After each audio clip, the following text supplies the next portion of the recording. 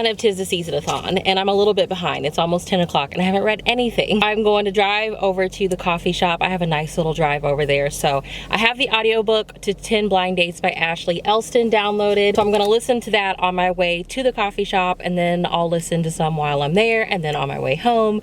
So I should get a nice little chunk of it listened to this morning. I have it downloaded on Audible, which on Audible, I'm usually able to listen to it and keep up with the pacing on 3 times speed. All right, so 10 Blind Dates. I'm like 3 chapters in. It goes by days. So I'm on December 20th, and I like that it's moving quickly. I'm only like 52 pages in, and Sophie has already went to this party and overheard her boyfriend telling his friend that he was looking forward to her being away from the holidays so he could like see what it's like them being broken up, and she overhears this obviously. Now she's went to, I think, Shreveport, where her grandparents live, and everybody's like, oh, let's set her up on a bunch of blind dates. I'm liking that it's not drawn out. I'm really excited. I am really enjoying it.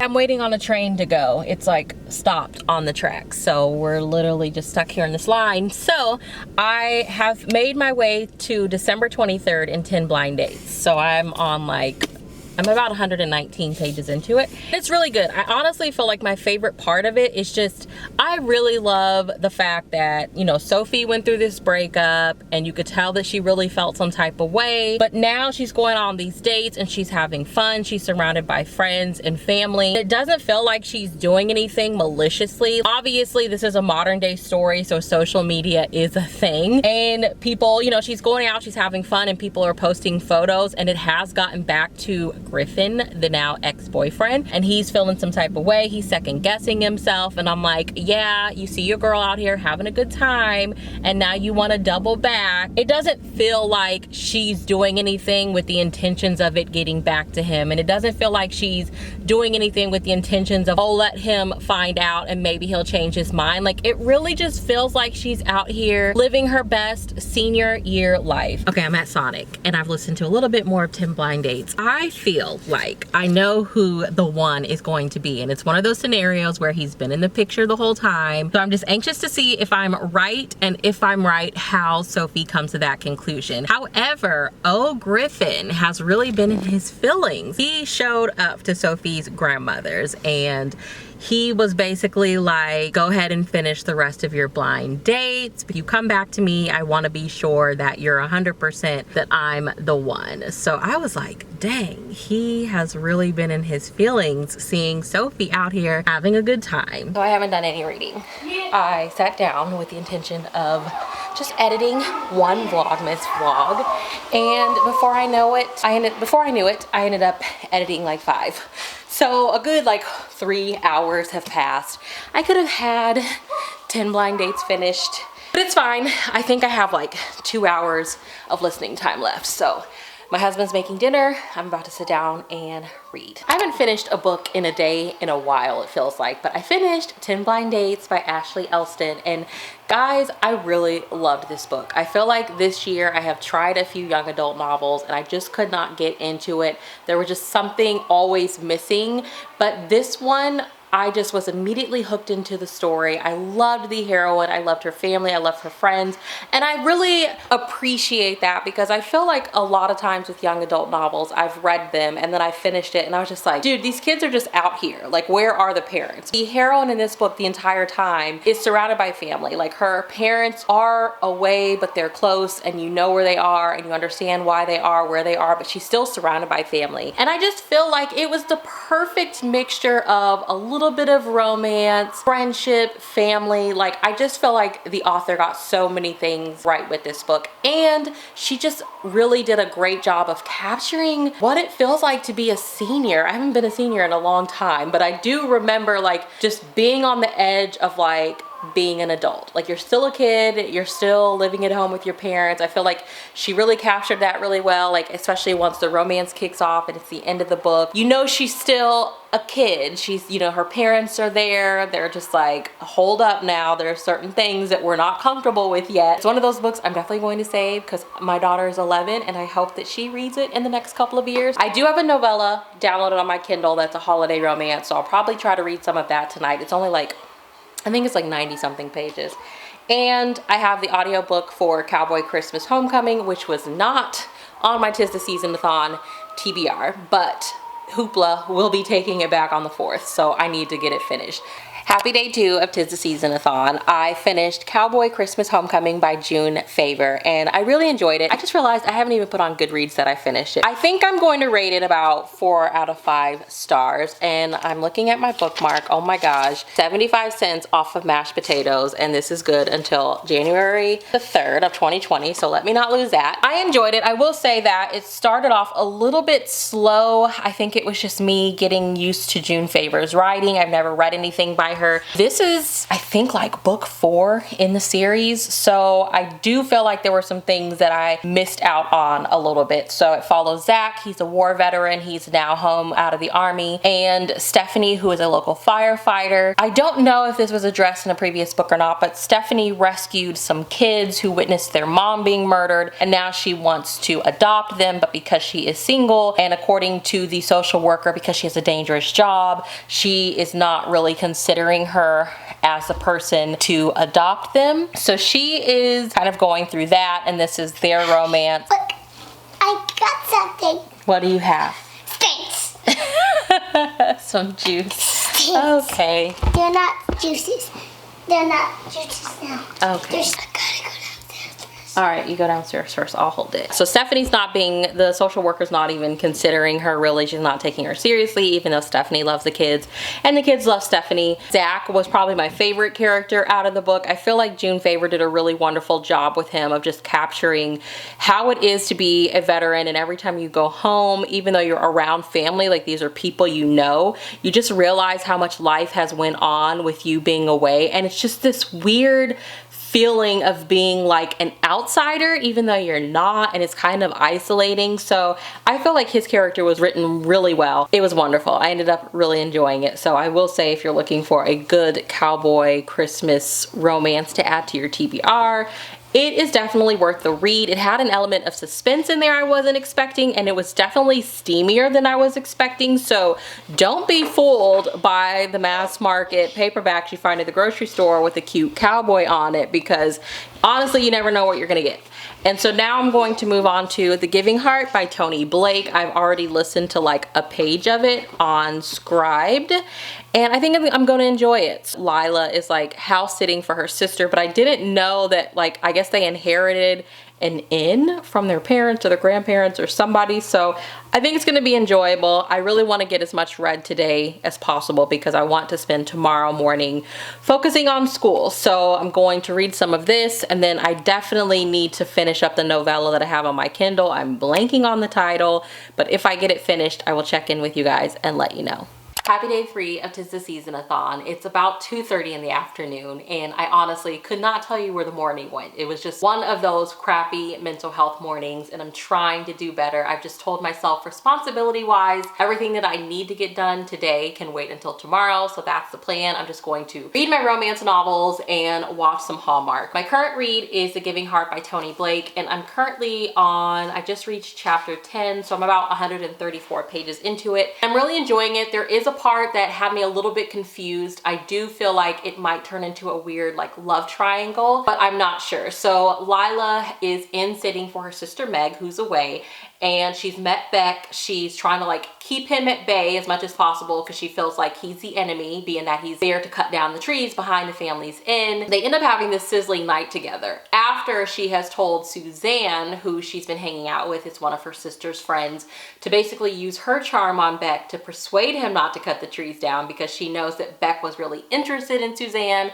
but Suzanne went through like a really tough divorce, and she's just like kind of put off dating and being vulnerable and putting herself back out there again. It's really interesting. I feel like somebody's definitely going to get hurt, and especially because Suzanne starts to realize that she actually is interested in Beck, and that happens like right around the same time that Lila and Beck are back at the inn having this night together. I'm loving this book. Like right now, it feels like a 5-star read. And it's not even necessarily the romance, it's just the friendship that Lila is now growing with Suzanne and this woman named Dahlia. They were just having like lunch together, and I literally highlighted 2 pages worth of dialogue between Suzanne, Lila, and Dahlia. Dahlia is an older character, and I love older heroines in romances. I want more older heroines. She's so content with her life, she's so at ease and just goes with the flow. And the whole lunch she's talking about how she's taken on a lover. They're like, oh my gosh, like you're able to separate sex and emotions. And she's just like, yes, it means something different to everybody. She's like, I've been married 3 times. She's talking about her ex-husband. She's like, I was too much for them. Some men can't handle an independent, free-thinking woman. And some women, by which I mean me, aren't content to live with one man day in and day out for a lifetime. Each of them eventually drove me batty. They'd all tell you I broke their hearts, but I suspect they're happier without me too. And this is when Suzanne's having this inner dialogue, and she's thinking about Dahlia, and she's like, she lived so much and was still living.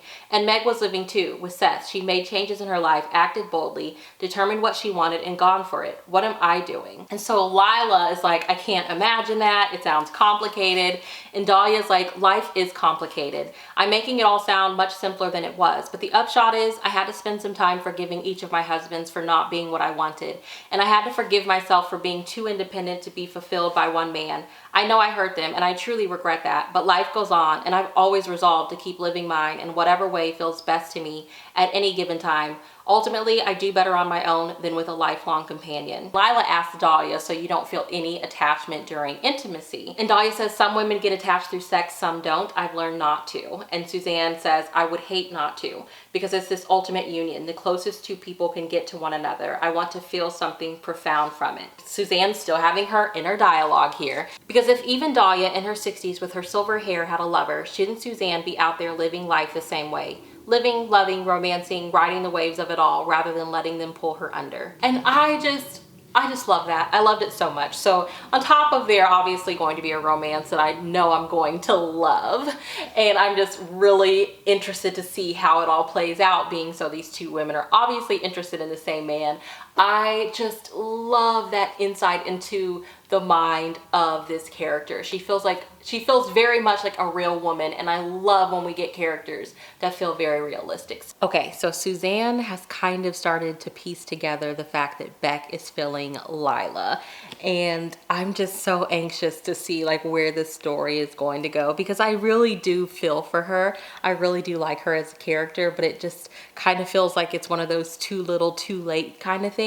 You had access to this man all this time, and Dahlia has told her like eventually Lila's gonna go home and you 2 will still be here. But I mean, Beck is like pretty crazy about Lila. I'm bracing myself. I hope it doesn't turn too messy, but we will see. I am really enjoying this. I'm taking a break right now. I just made dinner and cleaned up, and now I'm watching the Science Channel. There's this show called Unexplained and Unexplored. I'm such a history nerd, and I just love shows like this. I'm gonna watch the most recent episodes so that I can get that erased off of my DVR. But I did get some book mail too, and I can't remember if I signed up for something or what, but I got a copy of The Way We All Became the Brady Bunch, How the Canceled Sitcom Became the Beloved Pop Culture Icon We Are Still Talking About Today by Kimberly Potts.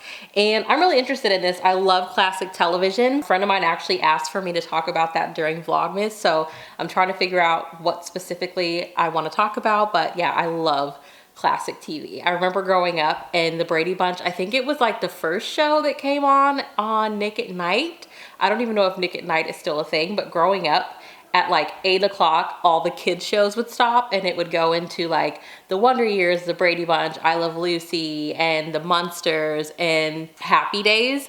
And that's really like what got me into classic TV. So I'm really, really excited about this, especially, I mean, technology is just changing everything. I still miss like Blockbuster. I miss going to the movie store and checking out movies for the weekend. But now, I mean, everything is just able to be streamed, which is so convenient, but I feel like we're just missing out on so many fun experiences, things you can do as a family. So I'm really looking forward to this. So I need to figure out, I don't know how I got it, but thank you to the publishers for sending it to me. So it's about 9:30 at night, and I am about 230 pages into The Giving Heart, and it's getting really good. I really feel like this is going to be a 5-star read. It's just such a really it's just a perfect romance. I don't know, like we've gotten more backstory with Lila. We know what kind of her baggage that she brought with her to Michigan from Chicago is all about, and I just really love Beck and kind of his patience with her and how understanding he is. And it also put into perspective, because I wasn't looking at it like it was silly, but I was like, this girl's really going hard for these trees behind the inn, and like I get it. Like, I'm, for one, it just really makes me sad seeing a bunch of trees getting cut down, but I really didn't understand why she was going so hard for it, other than just like her sister's not there and she wants to like do right by her sister. But it's so much about not giving in and like letting a man take something from her that she doesn't want to give to him, kind of thing. Just getting more of her backstory definitely put even something as small as like her fighting so hard for these trees behind her sister's inn, just put it into perspective. So it is getting really good. But just wanted to do a quick check-in. I'm going to end the vlog here, and then I'll just start another vlog for the next couple of days. But Tis the Seasonathon is starting off really good. So far I have finished 2 books. I finished 10 Blind Dates, and then I finished Cowboy Christmas Homecoming. So I'm doing really good. I'm really happy with what I've read so far. So if you are participating in Tis the Seasonathon, let me know down in the comments below how it is going for you so far and what you have been reading. It is so much fun. This is becoming one of my favorite readathons. I just love how like active it is. Like on Twitter, someone's always hosting sprints, and over on Instagram, and like the hosts are actually like, they engage with you. So I am having a lot of fun. So yeah, hopefully, my fingers are crossed. I feel like this is going to be a 5-star read, so I'm hoping that it keeps up the momentum, and that's what it ends up being. I'm loving it. I've already went on Amazon. This is only book 2 in the series, so I've already went on Amazon and put the first book in my cart, so I don't forget the title, and I can look for it whether I'm at Barnes & Noble or I just order it from Amazon. So yeah, just wanted to check in. I'm gonna let you guys go now. I will see you in my next video. Have a good day. Bye.